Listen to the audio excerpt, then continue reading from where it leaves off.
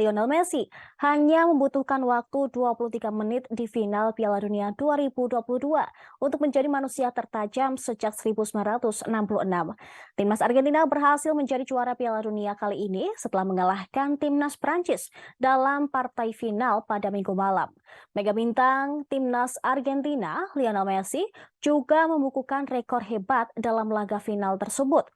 Dalam pertandingan itu, Messi sukses mencetak 2 gol ke gawang timnas Prancis. Lapulga mencetak gol pertama Argentina ke gawang Prancis melalui titik putih pada menit ke-23. Argentina mendapatkan penalti setelah Angel Di Maria dilanggar oleh Ousmane Dembele di dalam kotak terlarang. Dengan tenang, Messi sukses mengonversi penalti tersebut menjadi gol untuk La Albiceleste. Kemudian Messi kembali mencetak gol pada babak perpanjangan waktu, tepatnya di menit ke-108. Lewat tendangan kaki kanan, Messi kembali menjebol jala gawang Hugo Lloris dan membawa pertandingan ke babak adu penalti. Dengan 2 gol tersebut, penyerang berusia 35 tahun itu telah mencetak 7 gol di Piala Dunia 2022. Opta mencatat 7 gol pada edisi kali ini, sekaligus menambah koleksi lesakan Messi menjadi 13 gol di sepanjang Piala Dunia.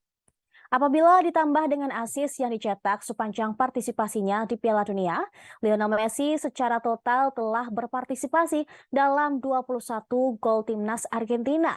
Dengan torehan tersebut, Messi menjadi pemain yang paling banyak berkontribusi untuk gol sebuah tim di Piala Dunia sejak 1966.